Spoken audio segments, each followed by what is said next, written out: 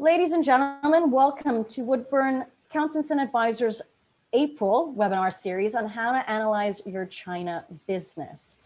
We have had 3 great sessions this week on how to review your China business, looking at the foreign investment laws and what you have to update in your company structure to be able to be compliant with the new foreign investment laws. And also yesterday, we were looking at how to analyze financial management reports and typical weaknesses we can see in regards to due diligences that we have performed on companies in China. And today we are going to have a mastermind session with 3 China veterans on issues that are related between head office and China, the opposing objectives, the miscommunications, misunderstandings, the weaknesses in the bridge that's formed between both these structures. And hopefully it'll be a delightful conversation, if not a little bit of a debate, about how to help your company overcome these weaknesses that are occurring. Before we start today's session, it's always useful to know a little bit about the background of people. So in Jihong's situation, I'm going to call her a startup because they don't have a China entity as of yet, but they've started transacting. They've got a network of distributors in the market, and things are certainly picking up for them. And, you know, there's Manfred on here who's going to introduce himself, who is an experienced China hand, Jürgen as well, and myself. As people are coming in, I will always try and ask them to explain who they are and give us a bit of background so we have an understanding. Just from a technical standpoint, Manfred, you are co-host. So if I get kicked off of the Wi-Fi, you can still continue with today's discussion. If you get kicked off, I'll continue with today's discussion. If anybody has any technical issues, just log off, log back in. That's the best way.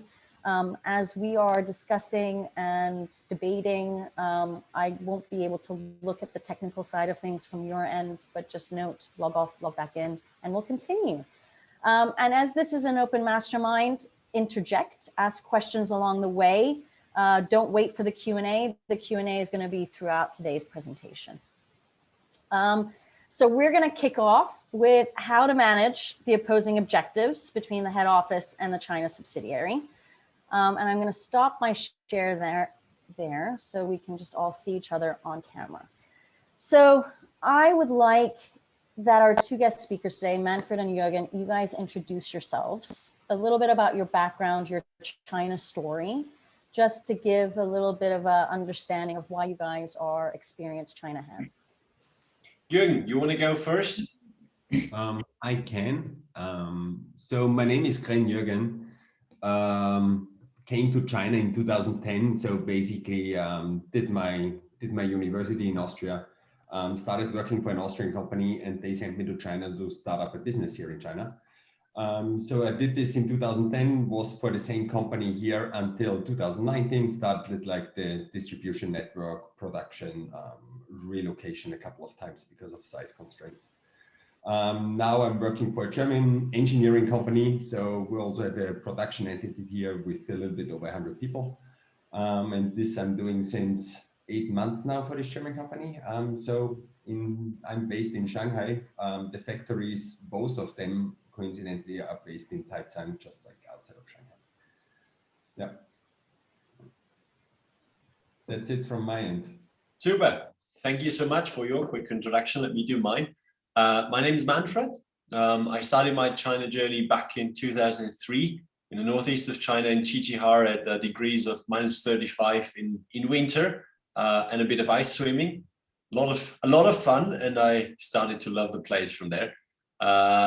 Then moved down to Beijing, University of Beihang, and then later on got into project management, firefighting of large-scale projects in China.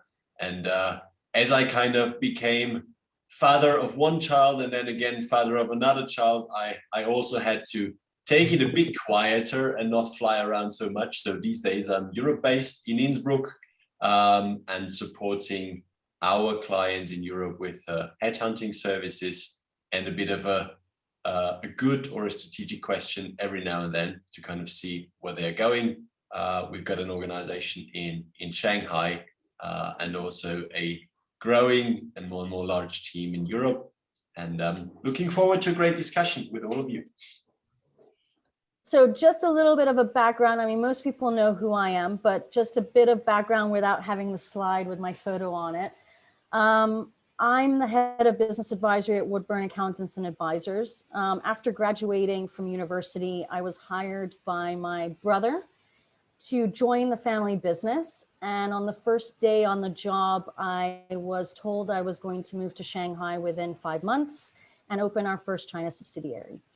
So my China journey started a day before my 22nd birthday, and have been 17 years of doing the same job, which is corporate services. So helping foreign investors with their market entry into China,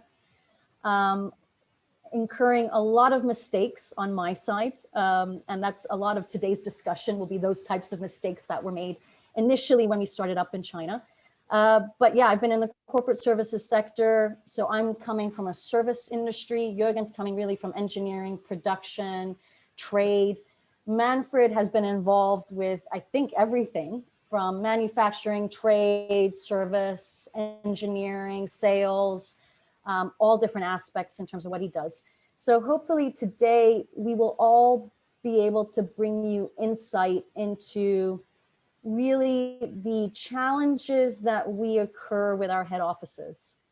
And I'd like to start off today with a personal war story with issues that I had in my startup phase with my head office. And I just want to reiterate that my management is my brother and father. Okay, so there's also this family side of things that I have to consider. Christina, shall I get myself another 2 cups of coffee? Yeah, probably. This is my therapy session right now. But there's the family component, which is never easy. So when you are in a family-owned business, I hope to bring a bit of insight into that, into how that dynamic works.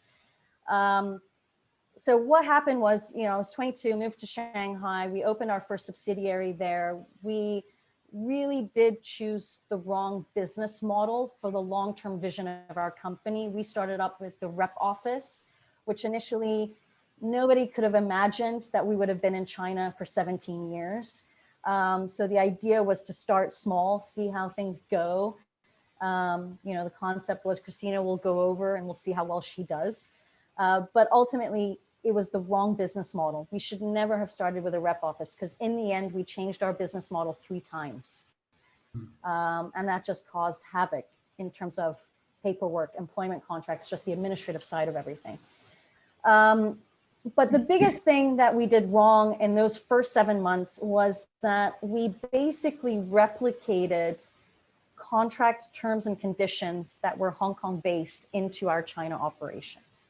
So instead of spending money on lawyers and getting Chinese-oriented contracts according to Chinese law, we ended up just replicating what was already in our head office. And it wasn't just contracts, it was also system processes. It was also the fact that we didn't, sorry, Jürgen? Which is interesting actually, because you would assume that Hong Kong and China is much closer than it is like Europe and China. So that was the assumption that was also made. Very British. Yes, but I mean, that's an excellent point. I mean, the issue is obviously everyone assumes that because Hong Kong belonged to China, there would be no issues, right? But it's a separate legal system. It's a separate, completely separate system. So whether it's Hong Kong, Germany, Austria, the UK, Hong Kong's identical. It's a different jurisdiction. And, our biggest issue at that time was the employment contract. We replicated the Hong Kong employment contract and the employee handbook. We didn't convert it into PRC terms and regulations. And when we wanted to let go of our first employee, we did it in the same system process as we would do in Hong Kong, which was on a Friday at 5 p.m. We went in with a check, right, with the termination and compensation amount that is normal in Hong Kong. And long story short, this girl lost face. We didn't leave the office until 2 o'clock in the morning. And in that period from 5 to 2 o'clock in the morning, I had to go to an ATM machine to withdraw a considerable amount of cash for termination compensation. Yeah, exactly. And I had nobody to call. I didn't have a labor lawyer. I couldn't call my payroll agent on a Friday evening. And yeah, it was just a mess, you know, and thank God my brother was there, because you've got to imagine I was 22 years old sitting there going, what is going on here, right? Another just, I don't want to say this was a war story, but just another aspect that prohibited us initially from growing was also the fact that we wanted to consolidate all payments from our head office. So because we had a rep office in China, we couldn't do any form of invoicing, which actually meant that as I was bidding on projects, you know, to acquire new accounting clients or whatever, companies wanted us to invoice them locally, and we just didn't have that capability. And the assumption was, you know, again, we're talking 17 years ago, so 2003, 2004, the assumption back then was it's Hong Kong. Chinese companies won't mind getting invoiced from Hong Kong. But the reality of the fact is they wanted to have a fapiao and a VAT invoice, and they wanted things to be done locally, right? So I don't want to say that was a war story, but there was a considerable amount of years that it took me to persuade management to change the business model so that we could have a woofie, in those days it was a woofie, to actually be able to invoice locally and contract locally. But yeah, that's my first year in China. That's a bit my personal story. No, this is actually interesting because Hong Kong and China were very different at that time, and are still very different. And yeah, assuming actually it would be easier from Hong Kong to move to China, but it is not. And this is it's actually a good point what you are saying, because European companies just think how they manage their company is the best way possible, and it has to work everywhere in the world, and it just does not. And it takes a lot of time and communication and convincing, and more time and more meetings to convince the headquarters. China is China. It's just not Germany or whatever, UK or something like this. And this takes actually a lot of time. And this, it can be very frustrating at many points, because it's just because you have to manage expectations. So on the one hand, and I'm experienced this over and over again and again on a weekly basis, I would say. Your local employees have expectations, what has to be done to move forward in China. The German headquarters has expectations, we have to move forward in China, because we have to get the sales up, we have to get the market share, we have to get the new product in place, whatever there is.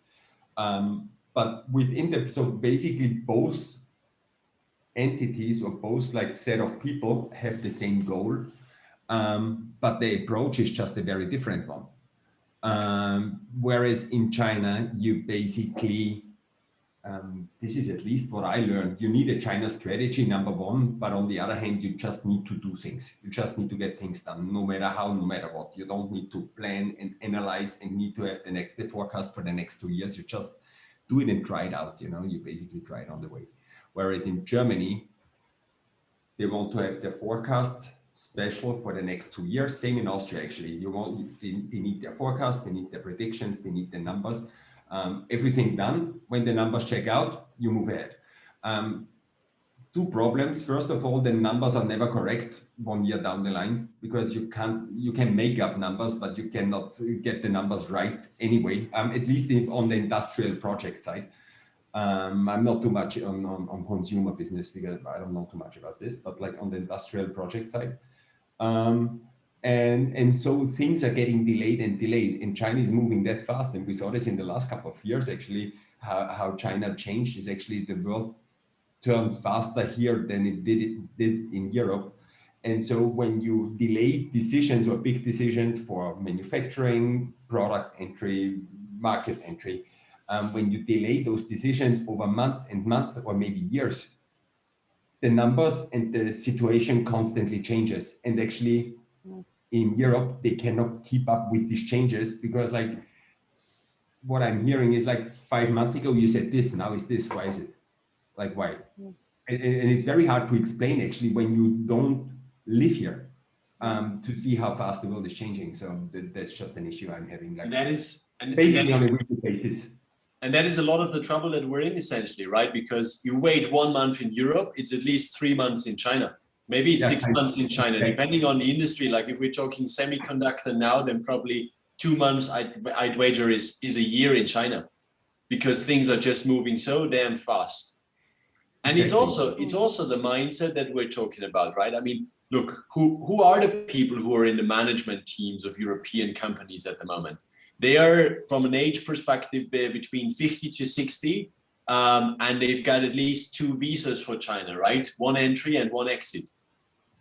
And you know, this is where quite often for them, how do I put it? There's a bit of a clash, you know, when you yourself say, you know, I really know what's going on in China, and then you have somebody like Jürgen on the other hand side, who's been active as a GM there for the last 10 years, who continuously lives there, to simply also accept the fact that you know, there might be different levels of exposure to kind of, you know, the nuances that are important.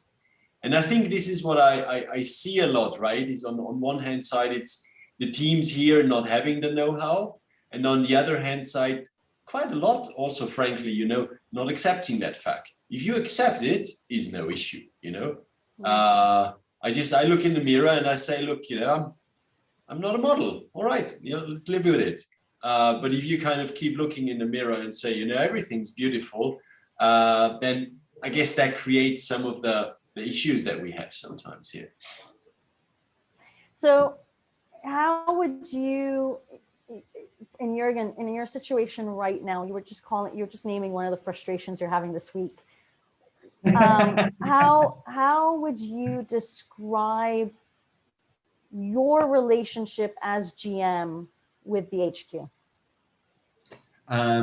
Like, I would consider actually you need to be patient and need to do a lot of convincing.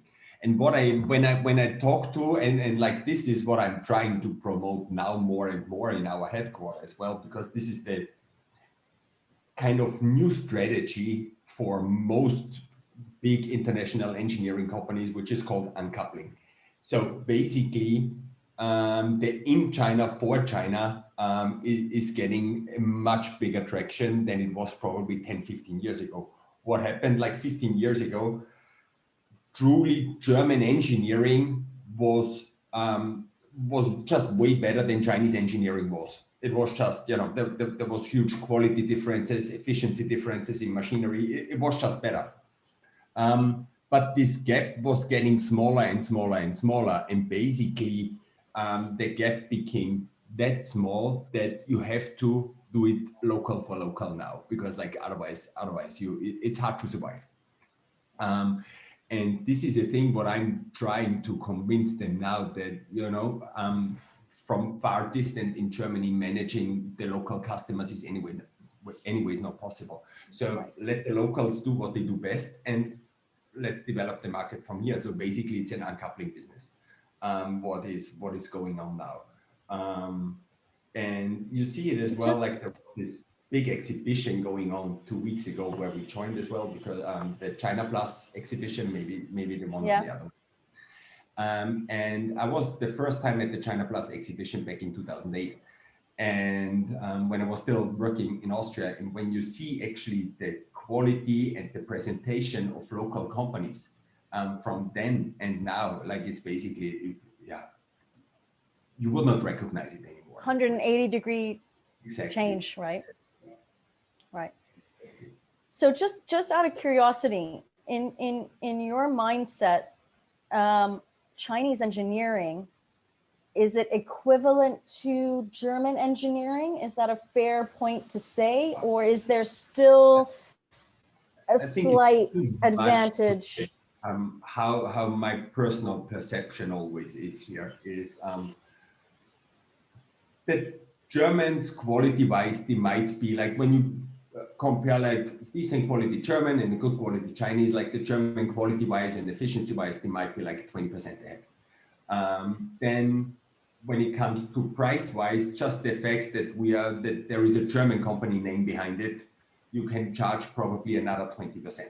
So basically for European engineered products, you can charge 40% more than you can for Chinese made products. Okay. The problem is that German engineered products are mostly like 2 or 3 times the price compared to Chinese engineered products. And this is where the uncoupling step has to go, you know, to get to the price range and to the competitiveness well, what you actually need. And this is hardly possible like from made in Europe for some reasons. And I always find it actually quite unfortunate. And this is, I think, true for most international engineering companies, because they are usually the first ones who have a new technology, usually at least, come to China, come to the local market, develop this market, then the whole new market starts to get some traction. Then local companies see, okay, there is a market, start copying, and the international companies have to find another new market. And I find it a bit unfortunate that the European companies always are willing to get pushed out of their market. I mean, it's just a thing for me what I do not understand, and so that's where we are stepping in now. So you're saying they're not fighting? Yeah, exactly. I would say so. Or they don't believe, they don't see it coming. I would not say they are not fighting. I would just say they are somehow have their blindfolds on, and they just don't see it coming. There is like competition from left and right coming along here.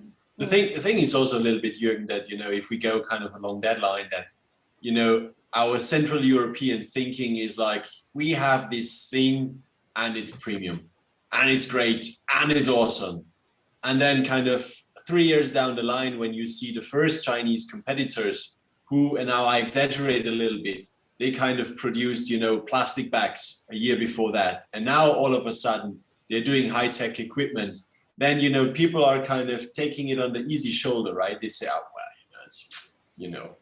But what they don't see, again, is this component of speed, this component of how they kind of spiral up within a short time. And, you know, it always strikes me that you could, from a competitor perspective, you know, when you look at the market pyramid, it always strikes me that just looking at kind of the middle segment and just reevaluating that every, let's say, 3 months, 6 months, you do see them coming. And the reevaluation, you know, is not what's taking a lot of time. It's a mindset and an attitude issue, and an issue that says, you know, why not take potential competitors seriously? Because it's not just the Chinese market that you are talking about, which obviously is a huge one, but, you know, we've seen enough companies and clients of ours that kind of then start to have competition. We can talk about periphery markets like North Africa or EMEA. We can also talk about, you know, North America. It's not just China where that kind of thing is happening. And this is where I agree with you. They need to be more on their toes to kind of see what is coming and to deal with that, and not just say we have the best product.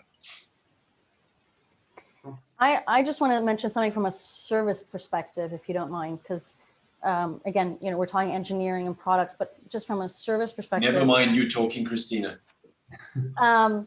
One thing that is very clear in the corporate services sphere is that there are millions of Chinese corporate service providers out there. And 17 years ago, how we differentiated with them was basically, hey guys, we speak English. We are there because we speak English, we're on the ground, we can help you with all your corporate compliance, accounting, administrative needs. We speak English, no communications issues whatsoever. And obviously 17 years later, a good number of Chinese people now run corporate services firms, and they speak fluent English, if not a third language, right? So the language component is no longer a barrier or no longer an advantage for us, right? So how we are looking at the market sphere is, you know, we've had to pivot ourselves, right? You can absolutely use a foreign Western company to do your accounting, but it's not a necessity like it used to be, right? It's not a necessity because you can find accountants that speak fluent English. You can find cheaper corporate service providers who speak English. There's no longer this necessity of basically, working with Western firms. But how we want to differentiate ourselves today is just from an advisory perspective. Hey guys, learn from my mistakes. I've done plenty of them in 17 years. Let me show you how not to do it in China. Let me show you or advise you on what you need to think about every step along the way, right? So even when you are in the service sphere, understanding your competitors and what their advantages are today and knowing what yours are, you have to pivot yourself consistently. We've gone from being a pure bookkeeping firm to now being an advisory firm, which is very different from 17 years ago. And I think it's the same when you're looking at engineering or production or trade. You need to be able to pivot yourself as time goes on, because China is as fast paced as anywhere else, right? And it's moving really, really quickly. Manfred, you're also in the service sphere. What would you say on that? Look, I think especially for the service sphere, but also again for the kind of, let's call it in general, Western companies in China, I think it's important to accept that certain things are different there. Before you do that, I think it's always an uphill struggle. Before you do that, as long as you try to kind of say China is just the same market as it would be in Austria, it's always an uphill struggle, because some of the obvious changes you need to make, you just fight them. And you fight people like Jürgen, who sit there in a GM role, and you fight your Chinese team who's coming up with good suggestions. You fight them.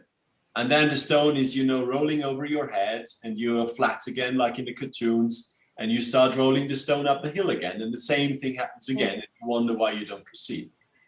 So I think the first thing is that, simply accept that fact that there's a lot of speed. The second thing, where I think, Christina, we've talked about that many times, is both of us have, to a certain degree, have had similar kind of changes in the way we approach business. And part of the way we do that is simply to say, look, there's enough headhunters out there. There is much larger headhunters out there. There's much cheaper headhunters out there. Very easy, no problem to find others. What do we do differently? The way what we bring to the table, also, especially comparing with the large organizations, we come in with that solid years of China experience, and then we kind of give it a strategic umbrella. Many of the companies, they're there and they have ideas like, we should be doing more sales in China, but they don't know how. They just don't know. And even when they know how, what they are looking at is like, how do I put it? A very numerical way. So we have 1 million now, I should be doing 1.4 million. We have 2 salespeople now, we need to take, 4 people. It's, yes, that is part of the answer, but it's not the whole answer. And this is where we step in, partially because that's what their business needs. Partially it's also kind of where our passion is to say, look, what do you guys really need? Let's not just talk about the most expensive solutions or the most complex solutions or the solutions where you can go into planning sprees for the next 3 months. Let's just look at the obvious. And sometimes the obvious is not really difficult. It's like, like Jürgen said, you just need to get going, do something. Take action, yeah. Take action and learn from that, also reflect on this. I guess this is my approach. Just if we can go to a foundation, and I don't want to list all, but maybe the 3 of us can talk about three general problems we have with HQ. One, obviously, I think the one consensus is communication is one of them, right? But if you can add 2 to 3 others, Jürgen, for you on a day-to-day basis, weekly basis, what are the general problems that you have with HQ? So basically, I think you have to define, like for HQ, there is two hierarchies, right? There is senior to top management, and there is middle to middle level management down. So senior to top management in Europe just think they're outsmarting kind of the local entities. So they just know better. Middle to lower management are scared for their jobs. And that's the main issue. So and when you talk about relocation, can you explain that? Can you explain that a little bit more? Sure. I saw so with Zhihong, it piqued our interest when you said that. And so basically, when you talk about localization in China for China, my approach is never or would never be to take away jobs from the headquarters. This is not the target, right? Because like you're just not better when you move the production from Germany to China and now everything is good. Like it's also the wrong approach. But like what the approach is for me basically is core competences have to stay or should stay in the headquarters, because that's how I think, what I think is like, you know, in the headquarters, they developed this over the last like whatever, 50 years or something. So it's actually a good thing. And so what are the core, in China. What are the core competencies for you? Core competences are for the core part of the machinery, you know, the core part of the engineering, like really the core part. And this is not that much sometimes, but everything else you can do in China. And like the senior to top management just does not believe that you can do this locally. No, you cannot get the quality right. No, we need auditing. No, this takes so long. No, this, no, this. So this is a big discussion. Middle to bottom management, as I said, they are scared for their jobs. In the end, what is happening, and I did this now already a couple of times, I'm relocating production from Germany to China. What is happening, basically in China, the business is growing, but in Europe, the business is growing as well, because like their core competence manufacturing is going up. So it's a win-win situation. But to make people understand that it's actually a win-win situation is a very hard job. Because you need your support when you relocate or localize manufacturing. You need the support on every level. You need the support and the backup from top management in terms of financial backup probably, or just to tell people what they have to do. But when it comes down to a manufacturing production level, also those like, you know, the operators need to talk to each other, need to go to Germany for a training probably, or the Germans need to come to China for some training, you know, and when there is no real support, it's also difficult to relocate. So you really need the support level or the close relationship on every single level. And this is hard to get done throughout the hierarchies, which is like, I don't know, maybe 4, maybe 5 in some companies, depends. Why do you think that the folks in Europe feel like, or in this middle management category that you were saying, you know, why are they feeling this fear of losing their jobs? I mean, it has to come from somewhere. Like why? I think like everybody, like, I think it's just like most people, I would say, think like anyways, everything is made in China. And when we move production to China, I don't have anything to do anymore. I think that's also where traditionally China came from. Like if we go back 20 years in time, 21 years, maybe 30 years, we started with China as a kind of cheap place to manufacture something. And I think that thinking is still in a lot of people's heads.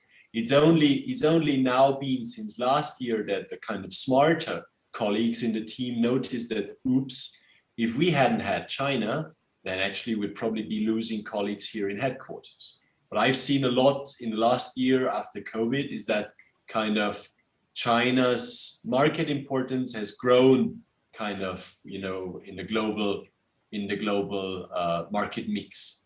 And a lot of companies are happy for that. But I think it also depends on kind of the flight level of the people that you're talking to and kind of how much exposure they had. And also, you know, to the kind of, to how is management communicating this?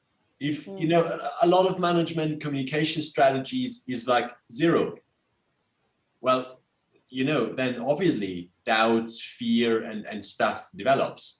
If you actively communicate and promote, say, look, we hire Jürgen in order to kind of build up China, and with that building up China will also raise the engagement of headquarters, then I think people will also look at this differently. I don't say there's no doubts there or no fear, but it is part of management kind of to say what they're doing in China. And if it's a sales market, then this should be the message.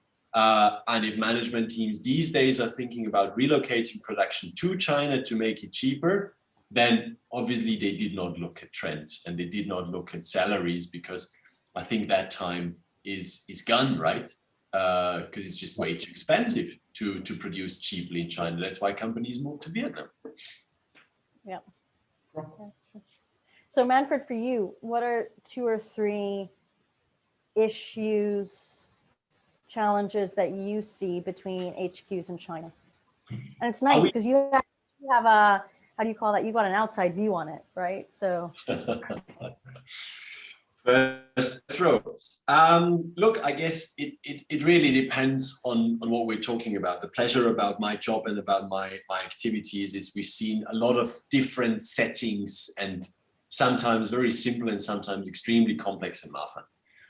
If we talk about something like startups, I still believe that one of the most important things is to have a trusted person. In your case, that trusted person has been you because your family has chosen you. Mm. In other cases, in family companies, a lot of times I have seen, the next generation being sent to China. I'm not sure if all of them were happy, but that's kind of how it looked like. If you go external, you still need somehow to find a trusted person, because I think the basis for listening to somebody like Jürgen, who is the China GM, is that I can actually trust this guy. I've seen so many cases when kind of like Chinese people have been chosen and then not being trusted. It's extremely hard then to, act on the feedback. So I'm not saying choose a European because you can trust them. That's not my message. I'm saying choose a guy that you can trust, or a woman that you can trust, especially if you're doing a startup.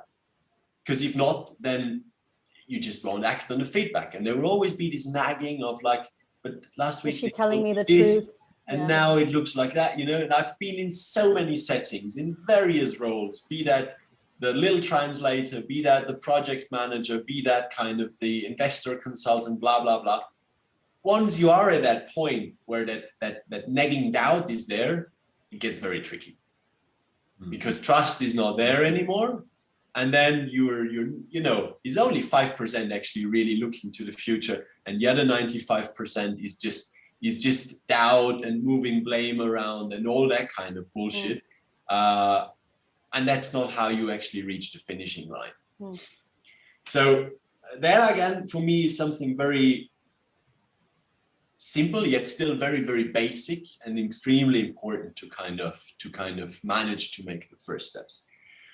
If, again, and I'm now talking about the startups, if you're in a startup setup, what I see a lot and what I hear a lot of the GMs then complaining when it's maybe already 10 people, 30 people, 50 people, and that people always say, we don't need to worry about that, we'll worry about that later, is IT. Now, there is many angles to this. However, just the most simple thing is that, these days, we start to get used to simple IT. And simple IT in a global distributed team should help me to see, Christina in Luxembourg, she is now working on these things. Ji Hong in England, she's now working on these things. And Jürgen in Shanghai is working on these things. You don't have that. You don't have clarity. You need to bother your team. You need to go and ask Ji Hong, did you already start this? Christina, are you already, this is extremely 20th century. And even worse than that, it's not useful for the team. You always doubt the people in China. You always say kind of, you're not doing anything. And that conversation is already difficult when it's face to face, when maybe somebody actually needs to do more. But when it's 8,000 kilometers in between, and like now COVID, and you can't fly, and then you want to start kind of giving feedback to your employee via email, well, good luck. And so this is why I think, it's one of these basic things. If it's there and if it works properly, it allows you to progress smoothly. If you manage not to implement it, you will always be impeded by it, and you will then say, but we, you know, maybe the team is not good. Maybe it's sometimes hard to pinpoint it, but I think this is a lot of the time is an underlying basis. It's not the cure for everything, but it can be the reason for many things. I think one thing that I just want to highlight there is that, you know, many people, when you say IT system, because it's a very general term, they make the assumption that it's a lot of money. You can just use Google Drive share, guys, right? It's one Excel sheet, you share it amongst the team, you know, and anyone can look at that Excel anywhere in the world. Okay, Google Drive might not work in China, so fair enough. I mean, they'll give that feedback, but Jürgen is a great example. Jürgen, if you want to come up with your Monday story. Yeah, I mean, it's actually, yeah. So anyways, like in Germany, we use also these big systems which hardly work in China. Because like either it's blocked in China, it's slow in China, it's whatever, you know. And it was, how much time? 2 months ago, there is this website for like project management website. You can basically use it for anything, called monday.com. And right, as Christina mentioned, in Europe, like everybody's assuming like huge costs. We need new servers, we need new infrastructure, right. Everybody needs licenses, everybody needs this. Yes. Monday costs like, I think $3 per user per month or something. For 100 users, it's like $1,000 a year, or $1,500 a year. And it works in China? Money, and it works globally everywhere, fantastic. And it's actually, we use it now for production planning, we use it for project planning, project follow-up. We use it now for a lot of different things, and it works just perfectly. Everybody has the app on his phone, gets an alert when something is to do, when something is changed. It literally works fantastically, and it costs a few dollars. And compared, but like this is like simple thinking. My feeling is when in Europe, in headquarters, whatever company, not necessarily only my headquarters, I think it's in many, when they think about company IT systems, people think already SAP costs millions. And that's just, it's just wrong, you know, simply, it's just wrong. And as Christina mentioned, you know, Google Drive is for free. I mean, probably you can use OneDrive. Well, Google Drive as well. I mean, Google is blocked in China, so I don't. Yeah, we don't use that system. Microsoft I do know.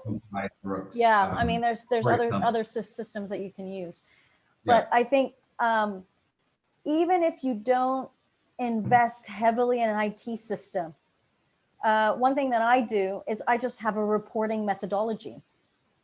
I expect certain reports by certain dates. I expect 2 reports every Friday. I expect 1 big report every month. And that gives me an update and a status on my company. Right. And then I have a team call every Monday morning, right? And I know exactly what is the objective, what happened last week, and I know what's the objective of the following week. So you also don't have to create a mess in regards to IT systems as well. You can also just create a system that works for you as a line manager or as a person sitting in the head office to get reports. I mean, it's not complicated. It's just a matter of sitting down with your team and saying, you can create it however you like. We can make it prettier later, but I need this information every Friday. I need this information every Monday. And once a month, I need XYZ. Let's start off creating a template. Let's get it done. We'll make it pretty as we go along. And maybe we add columns or design. Like you said at the beginning, Jürgen, take action, just start it. Just do, you know? You know, and if you then find an IT system where you can then upload the data and then you have a nice IT system that you can log into every day, fabulous, right? But you have to start somewhere. You just have to start somewhere. Another issue, and you know, this is like completely like China and the rest of the world is like completely opposite this when it comes to IT security or privacy issues. Because like in China, basically there is no sense of privacy.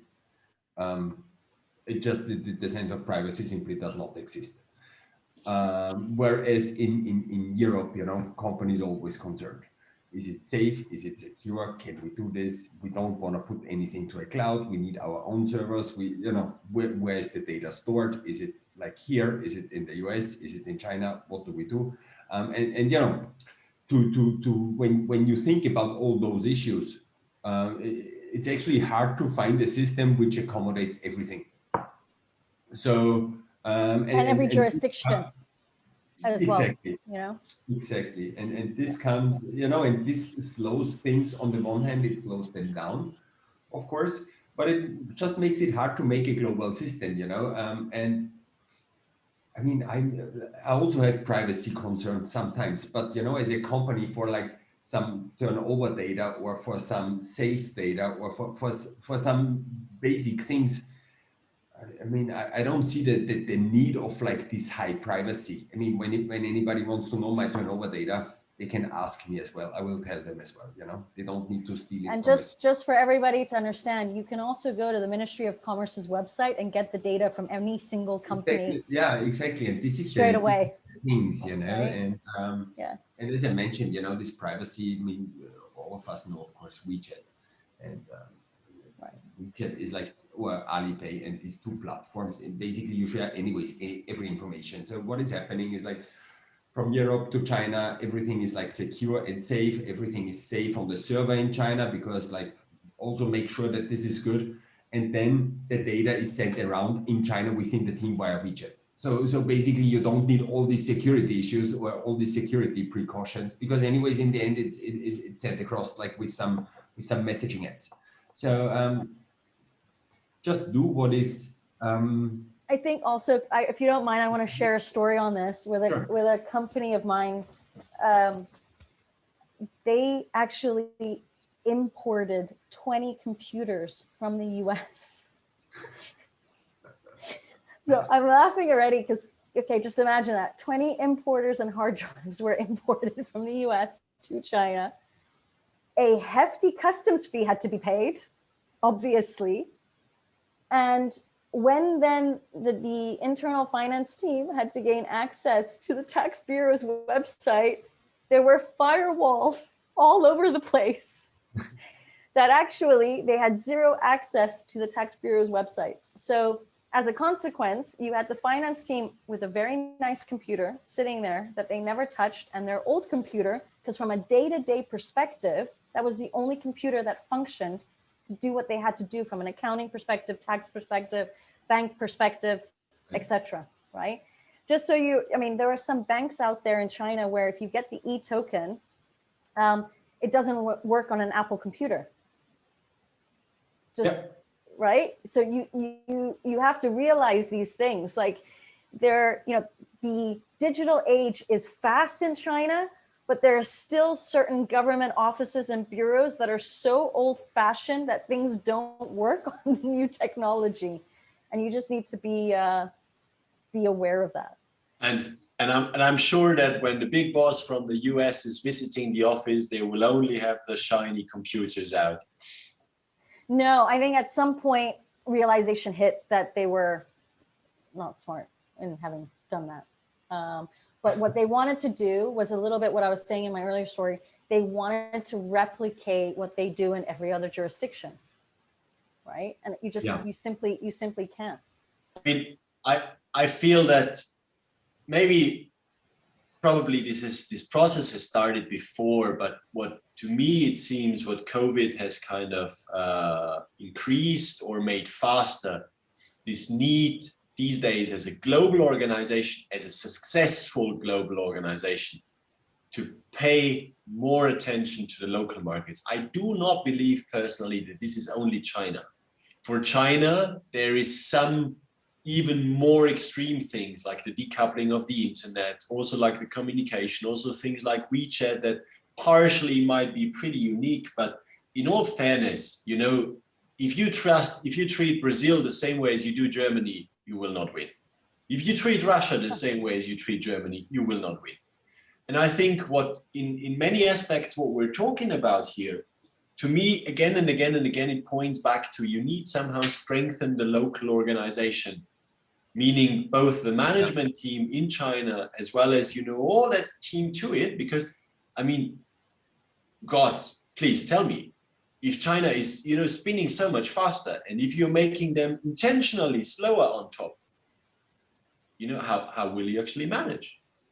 And for me, the only reason that I see, or the only organizations that I see, is those with with real good management teams in place in China that also have that freedom, still within a framework, but to do what needs to be done. Because if I mean, look at car makers. You go and see that things are being serviced and being moving from a car to actually pay as you go models in the car, and you tell them, but we've always done it like this in Germany. For sure, you can go on saying that, but let's look where you're then going to be in 10 years or 15 years down the line. Sure. And I think this is where, Jürgen, I don't know, I'd be curious to get your take on this one, or kind of how you see that, because a lot of the organizations out there, they're not startups anymore. Do you have freedom? Getting there. Getting there. I always Christina, Jürgen can have dinner every night outside. Well, yeah. Exactly. That's one level of COVID freedom. Yeah. But in general, running the business, do you have freedom to make decisions and like, or do you have limitations put on you? Getting there, actually. So I would say at some point it's like the same topic. You just have to do it. They will see the benefits. Not discussing too much. Like generally, I would not describe myself as a big discusser of things. More like you're an action taker. Things done. But Manfred is absolutely right. You have to treat like countries in a different way generally. I would say like China is still a bit different because it's like just so much bigger as a market volume. So people have to take it more serious to actually let the Chinese do what they do best, or like the local team do what they do best here. And feeling is as well that China itself, by uncoupling the internet with all the travel restrictions they put in place, they want to be uncoupled, like as well on a political level, and so you have to follow on a corporate level as well, so you have to take it different, and you have to make your own decisions. But as local management here, you definitely have to fight for it. There is some companies who understood it over the last years and who are fantastically localized, and you see it as well for those big global engineering players from Germany as well, like Bosch, for example, or Siemens.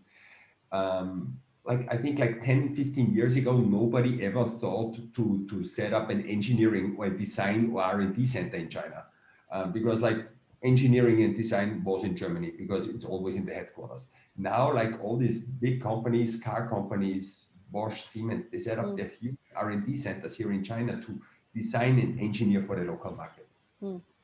And I think that's the way to go, actually. And I think so, to add on this one, Jürgen, sorry, Christina, just if I may, to add on this one, I think, this thing of saying you have one center and that's where you develop the products and then you disseminate it to the markets. I just doubt that model. It's if you have, let's say, something in Europe, you have something in North America and something in China, you have a bigger product spectrum. It might as well be that you innovate something in China and then sell it in the US. Obviously, it's a bit difficult for some people to get it in their heads. That kind of the importance this way of local headquarters is also, or of the HQ globally, is kind of decreasing. But I think the opportunities are going up, because if the guys in the US have a great idea, let them have a great idea. If the guys in China have a great idea, let them have one. At the end of the day, it doesn't matter as long as you stay competitive as an organization. And I think this is where it's a bit very old school and a bit very 20th century to say you have that one spot in Europe where there's good ideas, and then you have all the markets globally where they need to take these ideas and buy the products. It's very old-fashioned, I believe. So we've been talking a lot so far about kind of senior, like GMs talking with headquarters, right? So, just out of my own experience, and this is more the service provider client relationship, I also have my own staff going, the client just doesn't understand. I feel so disconnected. I'm repeating myself like a parrot. And I can imagine working in a company where you've got department heads, things might come out saying, they don't understand me. I feel disconnected. I'm fighting, I'm repeating. How do you manage them? Because you can't do all the communication with the head office, right? Yeah. How you have to delegate that in some shape or form. So in terms of the department heads, who my assumption would be many of them are local Chinese, how is that how is that relationship, and how is that bridge with HQ? This is actually, it's actually a good topic. Usually, I would say that's my take, that Chinese local people are usually very, they always, how do you say this? What is the English word for it? What is Obrigkeitshörig, What's the German one? So they're listening to their boss, so they will be obliged listen to their bosses. Their bosses, Yeah. right? Or they listen to the headquarters. So within an organization, you actually have to encourage them to speak up. What you're saying is not right.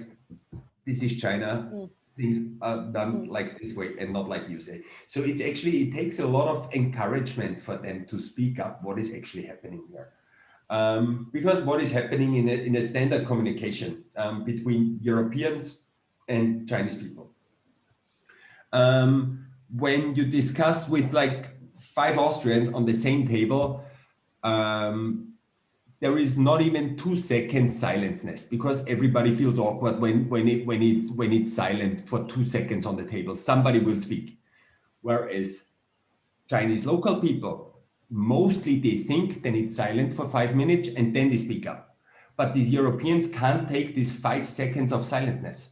They just can't take it. But you have to give the time to these people, or to the local employees. I mean, you just have to know those things, and this makes like discussions, the Europeans are very powerful in overruling and like always talking. And the local person is then more or less like sitting back and listening. And then after 1 hour, the meeting is over and there is no result. And I think it's always the same thing. And like you actually have to encourage. I'm laughing because when I'm on the WeChat call with my team, the same experience. Well, when I'm on the WeChat call with my team, I'm like, Leon is feeling she subscribed to a theater show. Yeah. Did I hit the right point or no? I'm not sure, but that's just my personal take.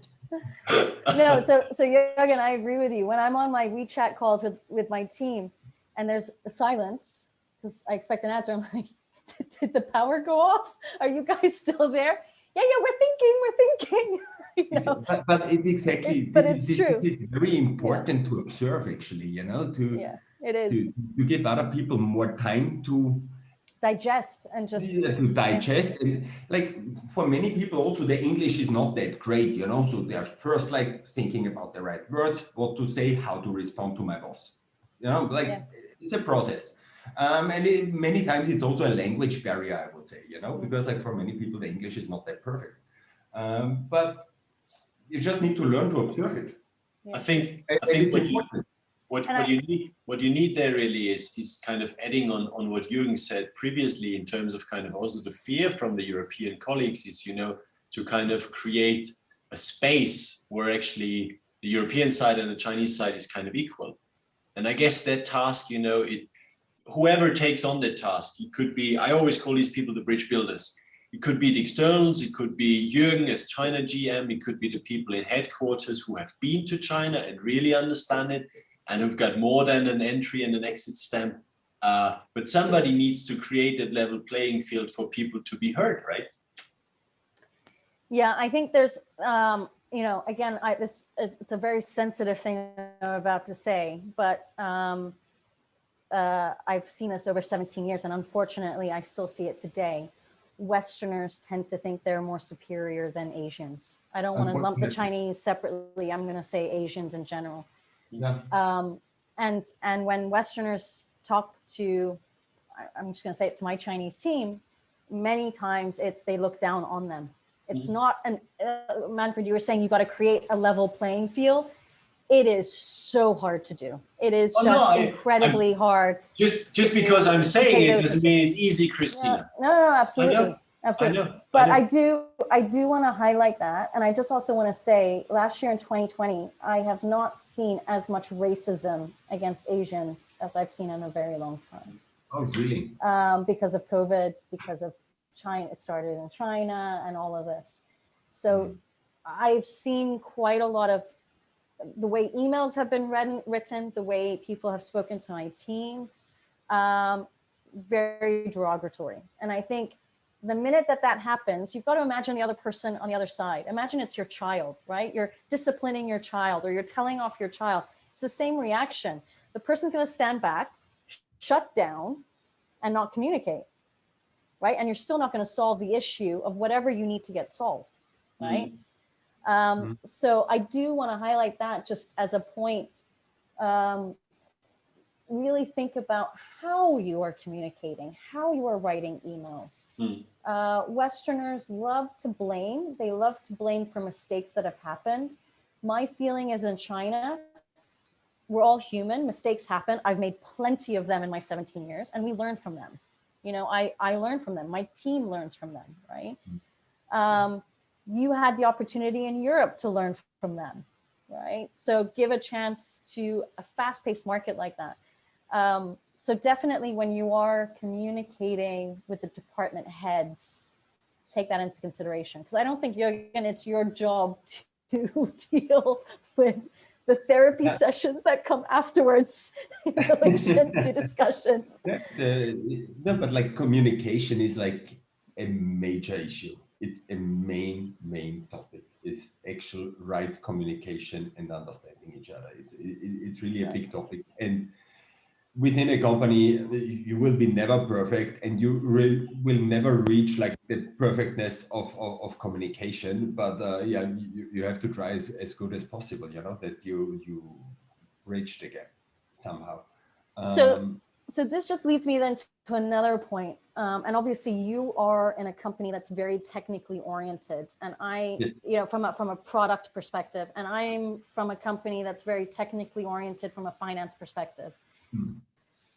These topics are not always, even in your mother tongue, easy to explain, right? One of my biggest frustrations with my brother is that in 17 years, I explained VAT to him every single month. And it still doesn't get into his mind, okay? So, and we're just talking about VAT. Topic in every company, VAT in China. Okay, so, you know, so there are these Chinese nuances, right? Whether you're talking about governmental issues, tax issues, I can't even imagine what it would be from a technical aspect related to product, right? What tips do you have to share on, because that then leads obviously to not only miscommunication, but also just misunderstanding, right? And then it leads to not taking action, or you take action and then you get blamed for that action because of that misunderstanding. So can you offer some tips of what you do to be able to help with that? I mean, that's a very broad question. I apologize, but I think it's something that's very, very important to relate to. I'm trying to encourage people to use like different ways of communication. You know, talking on the phone is one thing. Talking on a video call is already better. When it comes to engineering issues, a drawing is even much better. And then you have to put everything together somehow on the same page. And not only talking like once and then it's done, you know, like keeping about the progress, really keeping on a daily or every 2 days on an update with the same person. Have a kickoff meeting on Monday, talk again on Wednesday, talk again on Thursday, talk again on Friday, and then the Monday after, Wednesday, Thursday, Friday, you know, and then who's instigating this? Is this you instigating it, the department head, yeah, Germany, or? I'm actually pushing them to this because like otherwise it's really misunderstanding. When you have a kickoff meeting on Monday this week, and you plan the next meeting 3 weeks later, you forgot either something happened or nothing happened, or the completely wrong thing happened. It's basically, pick the lottery. So like, it's really like close communication all the time, including, and even when it's only a 5 minutes call, what is happening, it's already good enough. But it really needs close communication. I would say this is the main topic, because like when you go in the wrong direction, or somebody goes in the wrong direction, you find out at least 2 days later and not 3 weeks later. Right. But you then have to keep a plan on that. Like you've got to keep a calendar. This is the thing. This is the management-wise. It's a little bit more hard, because, like, especially for the first couple of times, you have to push the people to do this, because, like, you think like, why again? But is that feedback coming from headquarters, or is that feedback coming from your local team? They're coming from both. Okay. Because like then I hear stories like, do they think we are stupid? And the headquarters saying the same thing.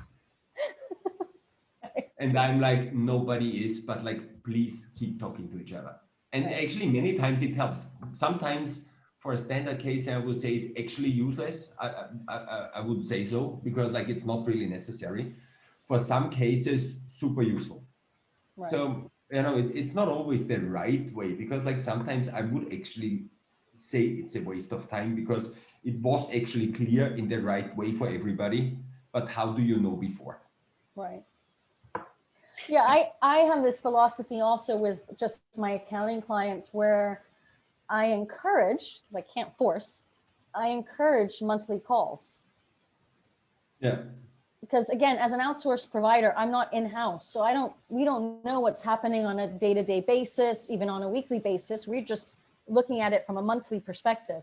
So to jump on a call every month, and during the startup phase, these calls might be an hour, hour and a half, because there's a whole thing of agenda and action points you got to kick off to start the company, right? And then those that are kind of 3, 4, 5 years down the line, these calls are 5 minutes, 10 minutes, because the big action points have actually been done in the past, right? The issue that I get is the getting them on the call. Yeah, right. Exactly.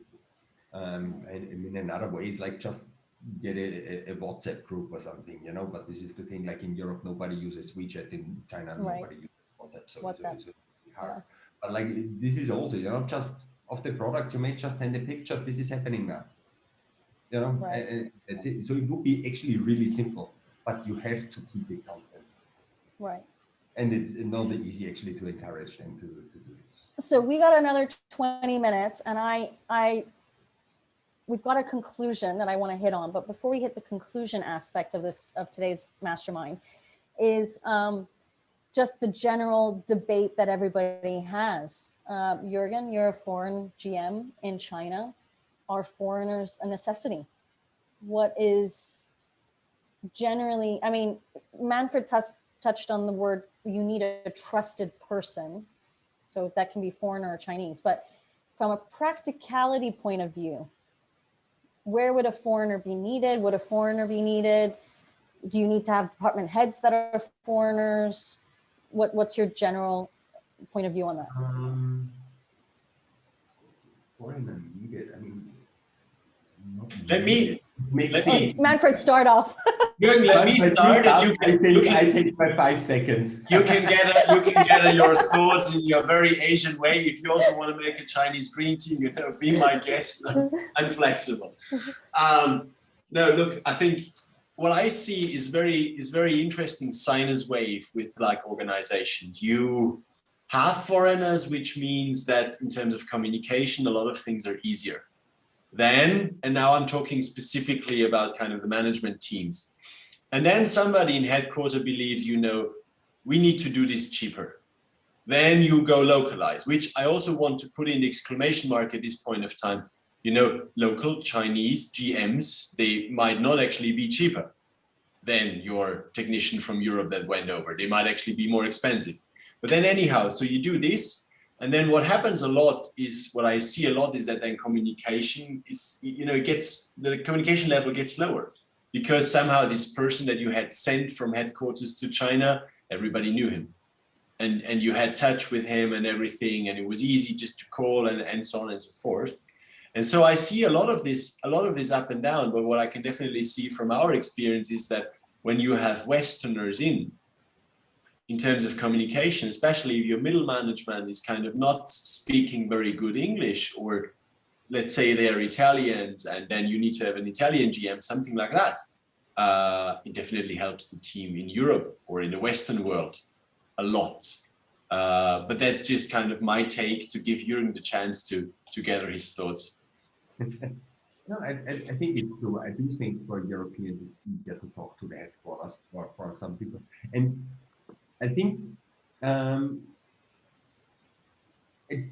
international company, wherever it is from, like a French company in China, should not be 100% Chinese company. It also should not be like this. I do think like companies Why? Need their Why do you say that? Out. I do think it's a good thing when companies keep their base identity generally, or to keep like where they are coming from when it comes down to engineering, to their brand name, to live up to the brand name, to live up to the quality. So, and to get like a kind of, basically you want to breed a mixed baby, right? A French Chinese baby. This is what you. We call them mutts. You need to breed a mutt. How do you call them? You know, when you mix dog breeds, they're called mutts. You want to breed a mutt. And so I think that's an important thing, you know, to get the mix here, to mix the identities. And like for very local people, it's hard to get the way of thinking for Europeans, and for Europeans it's very hard to get the thinking of Chinese. So basically there is two options: either you send a foreigner to China, or you send some Chinese to Germany, right? To get the mix done, you know, to make each other understand. And so right. So I don't think it's necessary to send foreigners to China, but somehow you have to get the integration done. And sending foreigners to China is one way of doing it. Right. That well, let's go. And it's also, you know, Christina, to shortly add on this one, especially when it comes to finding great people or great talents, what we always see, and that is interesting, is that some Chinese people, they just love to work in that international or in that European environment. And you see certain CVs of people, they have been working for international companies 15, 20 years. Then out of whatever reason, they did a very short stint at a Chinese company. And only after 2 months, they decided that they will never, ever again go back there. And for the rest of their life, they will keep on working for international companies, because it is a very different environment and culture that you'll get there. And I think this is what Jürgen touched upon, this kind of unique mixture, this mezclada between something European or Western and something Chinese, your mutt, right? Yeah. So actually, it's interesting because I've actually been doing a recruitment project for a Spanish company, and for finance. And somehow I've been interviewing quite a few accountants that have worked for Japanese companies. And it's been very interesting to see also how an individual molds themselves into a company and into that experience. So they're not Japanese, right? They're accountants working for Japanese companies. How they take on that culture, you know, very quiet, very demure, wait for a question, take pause, speak very quietly. Whereas if you have an accountant that's been only working for US companies, bold, brash, proactive. I mean, it's also really interesting to see how these Chinese individuals have taken on the nuance of the companies that they've worked for, right? And where their managers have been from and whatnot. I will give you my point of view about a foreigner in China. I think there's two issues. One is the trust issue. You need somebody you trust. So, you know, what my father did back in the day was, he said to me, he's like, Christina, I know you have zero experience, but I also know you won't cheat me. And I'd rather have somebody who learns on the ground, who grows with the company, and I know I can trust you from day one. So just having somebody who offers that trust aspect. And then I think it is the communication. Although I wouldn't want to be a GM who only does translation and communication and bridging this gap and, having these discussions. And it's probably not what I would foresee myself as doing as a general manager. But I think it is critical in order to create a win-win organization. And most small, medium-sized companies that I've been working with in China, there has been a foreigner on the ground. Not 10 of them, one of them, just one, leading the pack. And sometimes even leading the pack with somebody who is Chinese next to them, right? If I look at my own organization, I don't do everything. I do one aspect of the business, and I've got a local Shanghainese girl who I consider my right wing, doing the rest, right? So sometimes you also need to have both people to be in alignment with each other on the same level to push forward. So to conclude today's session, the first question for everybody is, what did you do in the past that did not work, and you had to change and adapt yourself to make it work and to create that win-win strategy in China? For me, at the very beginning, it was always the flexibility. It was like, okay, it does not work, change it. Because was it hard for you to get that mindset? Yeah, it's actually tough, to accept that some failing and just adopt and do it new. And this is like one of the greatest things I honestly learned in China and about Chinese businessmen is they have an idea, they start, they do, they fail, shut down, open the next one. That's how it works. And so for Europeans, it has to be the same. Or like this is actually was a great lesson for me to learn. To fail with something, with some idea, with some project, with whatever. Okay, learn from it, start again, and done. And there is no harm in it.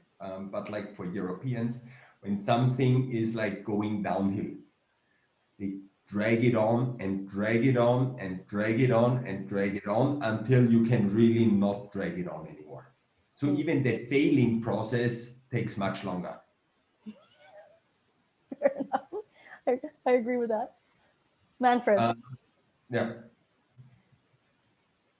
think there's a couple of points. Jürgen touched upon a very good one. I'll take maybe a more quiet one or one that's kind of a little bit beneath the surface.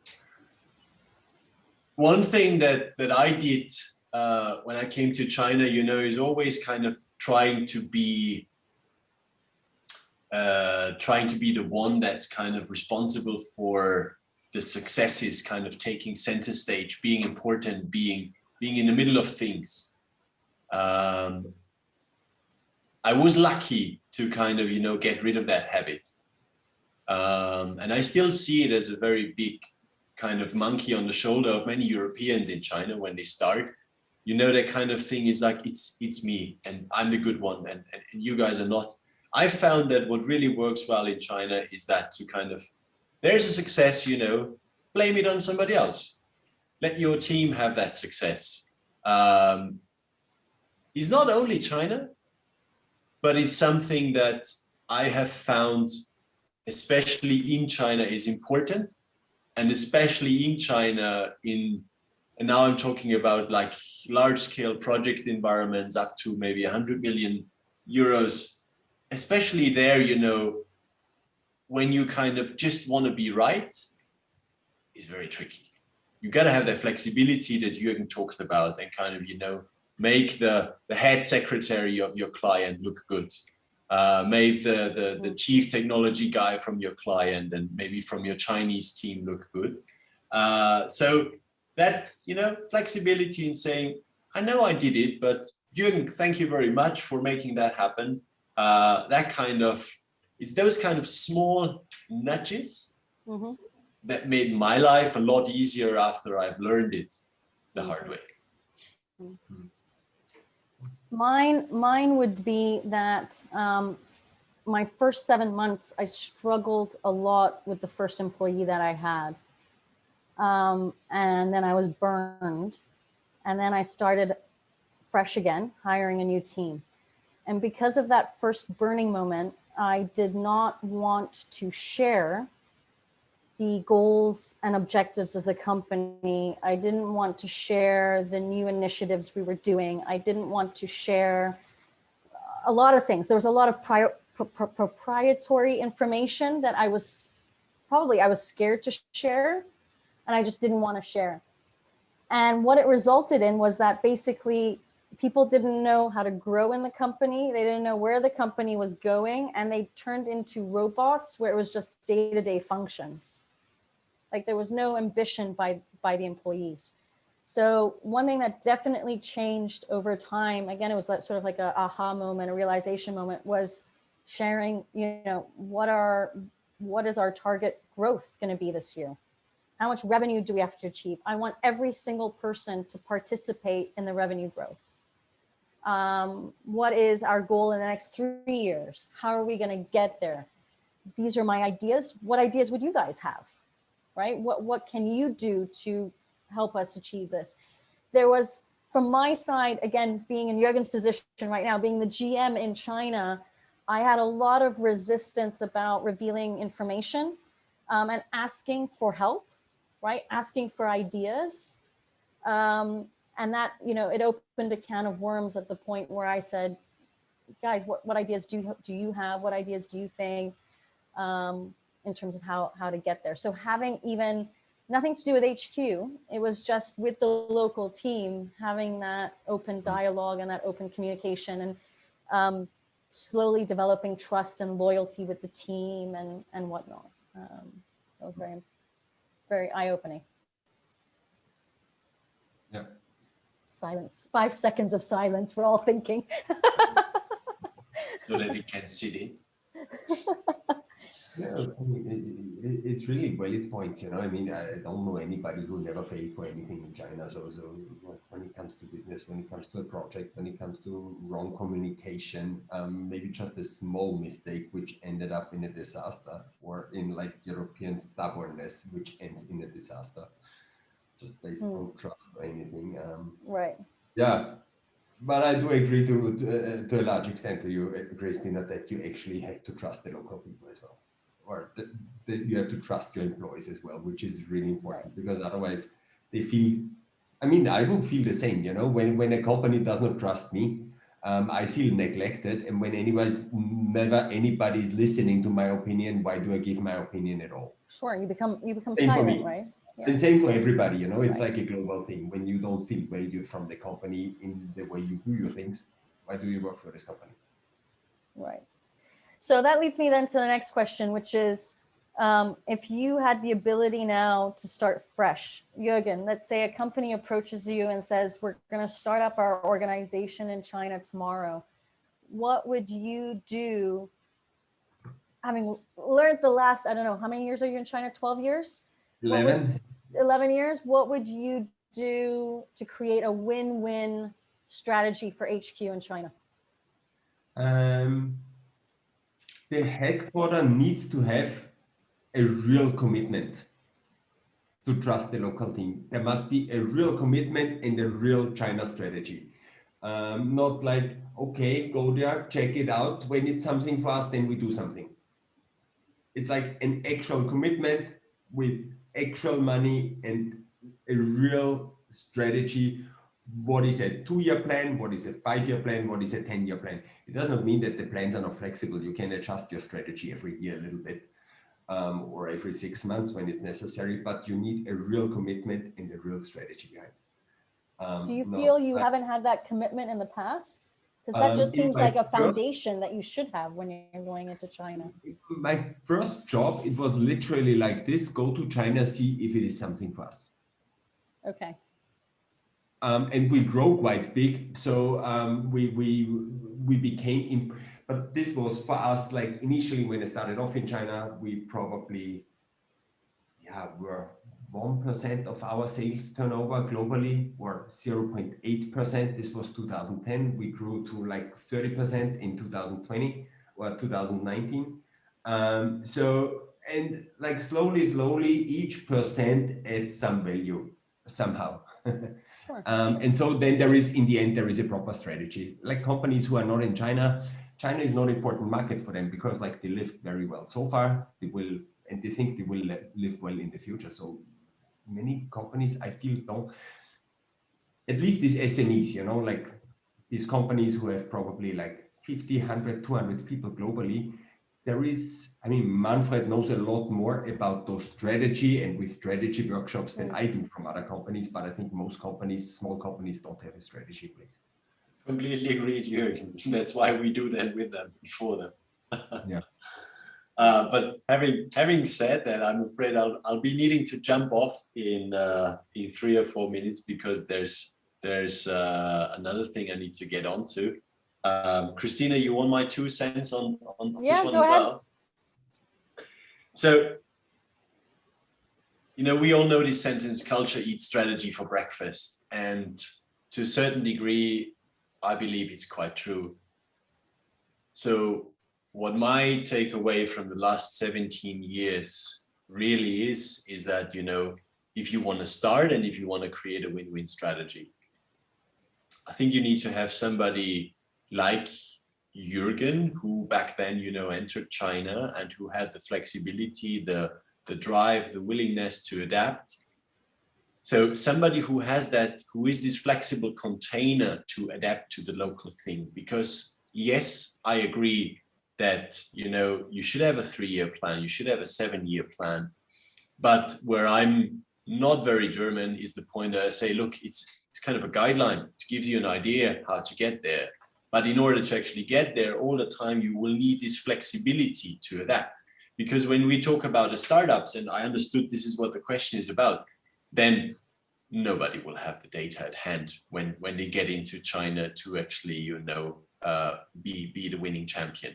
It will really, you need to go in there with the humility and the humbleness to say, I'm the student. And that means you need to have a flexible guy or woman on top.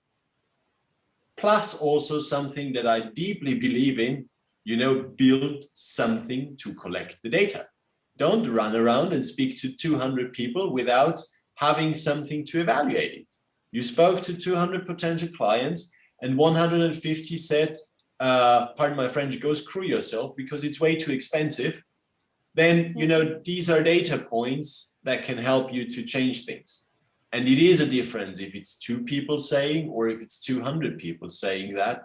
And this is, I think, a quick win. If you combine these two, a flexible management team plus the data, then that will be an extremely good basis in the first 3 years to then refine it, change things, adapt it.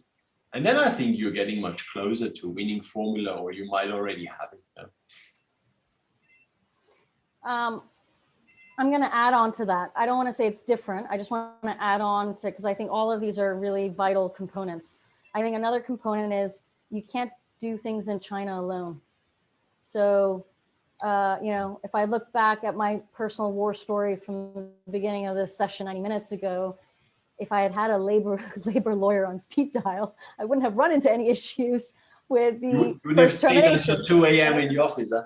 Right. So I think, you know, having a network of people that guide you, mentor you, coach you, help you, service you, whatever you want to call it, is vital. And I think the beauty of China, and Jürgen, by being on this, you're showing that. So I'm really grateful you're on here, is that everybody in China that works in China, they love to share their story. They love to share their experience. We all like to talk about it. It's not like in Europe where nobody wants to give out name cards because nobody wants to give out their email address. In China, we're like, we chat, let's connect, you know, let's share, let's mastermind with our peers, let's share experiences. You know, have you been in a situation? What did you do? Can you give me advice? There's this whole camaraderie amongst foreigners, senior managers, locals, about sharing information, sharing war stories, getting advice, and it's a beautiful environment to be in. And you know, you can't go to China alone. You need that ecosystem of people to guide you and help you. You know, Jürgen came on here to share his story and as a GM, and you know, he spent 90 minutes on here doing it of his own free will, which is amazing. But it's just to show that, you know, there are a lot of people who are willing to do that. So, you know, even if you just want to talk to somebody, somebody who's running a production facility, somebody who's running an engineering company, somebody who's running an architecture firm, reach out to them on LinkedIn or whatever and say, hey, can I have an hour's conversation? I'd love to brainstorm with you how you did it, understand your experience, and you never know where that's going to bring you down the line, right? And how they might help you in the future.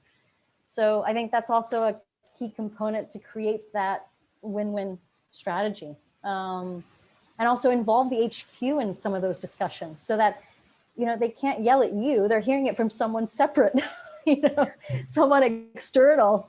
It helps a lot in getting the message across about misunderstandings or, you know, how things work in China, etc. So let's leave it there because Manfred does have to run off. But Jürgen, thank you so much for coming on. Manfred as well. Thank you very much. It's been a pleasure. It's been a real pleasure. I appreciate you logging in. Just one short idea before I hop off, Christina. What do you think we kind of do something like a, however you want to call it, a one-on-one session, a peer or whatever, with some of the people from your community? So you will pick 3 out of whatever reason, you do a lottery or whatnot. They bring their case, and then I don't know if Jürgen has the time or is able to find the time, but then we kind of do that on the spot, obviously not recording it. So I'm thinking of launching a mastermind group with my existing clients in September. So with existing clients, I am planning on inviting them once a month to a Zoom call with just one thing they need help with. And we allocate, depending on how many people are going to be on, either we create breakout sessions or whatever, but coming on that, because my clients are those that are already established in China, right? So, and they all run into obstacles, whether it's marketing issues, production issues, engineering issues, whatever it might be, is coming on and just having that ability to brainstorm with other people in terms of how they do it. So it is something I'm planning on launching in September. It's in the pipeline. Good stuff. Of things to get done. And then I'm hoping to get folks like you, Manfred, to come on. Jürgen, by all means, with your experience coming on, but also to get some other lawyers on who can then also give guidance. I guess by now I've lost my bargaining power for food and coffee, right? Well, no, I'm expecting gin and tonics and spritz. So. I read you, Christine. I'm looking forward to both the sessions and the payments. I mean, we can make these mastermind sessions cocktail hours as well. It might let people speak more openly. The attraction is increasing. The attraction is exactly. Increasing. So I am. So hopefully Jürgen can find some time as well. I'm already a couple of minutes late. Thank you very much for the time. Jihong, Emra, thank you so much for joining. Jürgen, thank you again. Have a great rest of the week. Thank you. And thank you. Let's stay in touch. Bye. Thank you. Let's keep in touch. Bye. Yes. Bye. Oh, just a quick word. Jürgen, can you not go? Just a quick question. You in LinkedIn? Yes. Are you in LinkedIn? Okay, yes, so if I want to be your friend on LinkedIn, can you accept me? I will. No, just for my first name, you know, Jürgen, there is the U with the 2 dots on top. You spell it U-E. Yeah. Yeah, I'm writing it here, Jihong, in the chat. Okay. Yeah. All right. Yes. Thank you. With this name, you find me on LinkedIn. Okay. Thank you very much. Yeah. Right. Thank you. Perfect. Thank you. Bye. See you. Bye, everyone. Bye.